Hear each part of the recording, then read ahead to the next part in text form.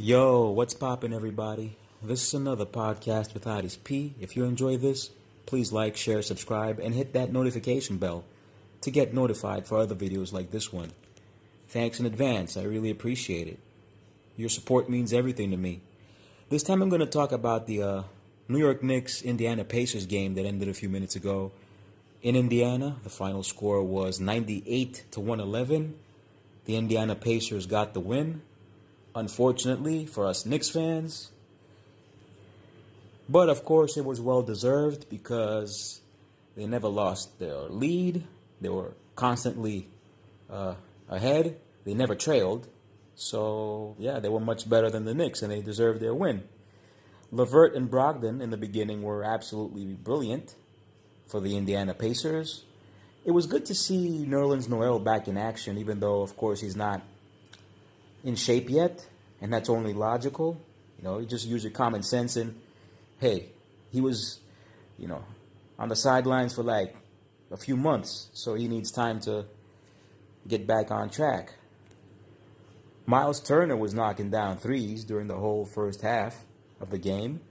Julius Randle was missing layups. He was missing three-pointers. He was missing everything. He had a bad night. I'd say that only Derrick Rose and Obi Toppin were playing good for the Knicks in the first half of the game. Indiana was playing smart basketball, I'd say. They were spacing the floor, great passes. They also had rock-solid defense. Stellar defense, I'd say. Yeah, stellar defense to say the least.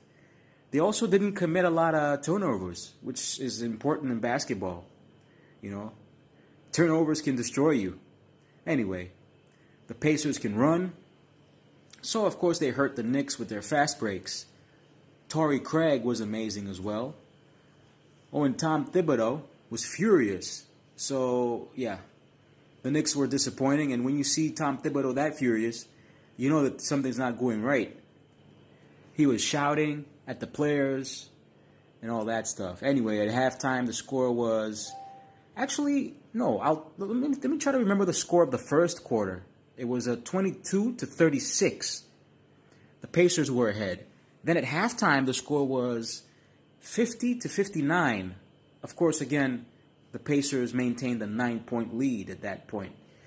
Well, the Pacers bench, their backcourt, was contributing a lot, and that was detrimental for the Knicks. You know what I'm saying? Brogdon was walking all over Walker. Yeah, he was walking all over Walker. Right. Because of his last name.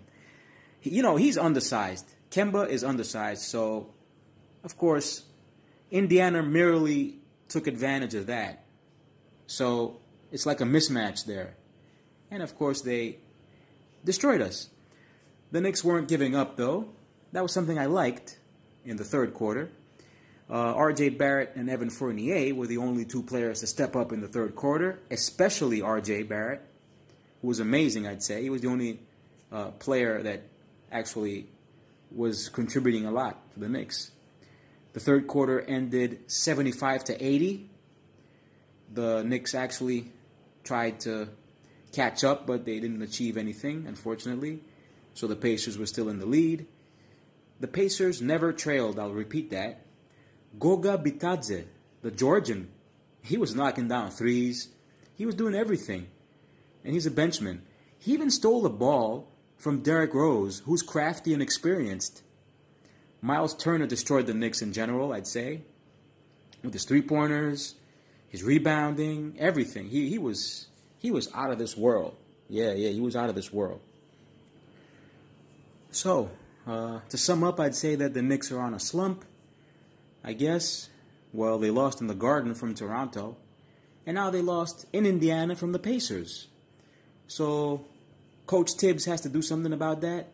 They got to go check out the film, see what's what, go to the drawing board. Anyway, he was pissed off at the referees too, but I don't think that that's relevant to, to this case and to the problems that the Knicks are facing in these previous games. So you got to look forward and hope for the best and try harder. That's all, folks. Thanks for listening. I'm out.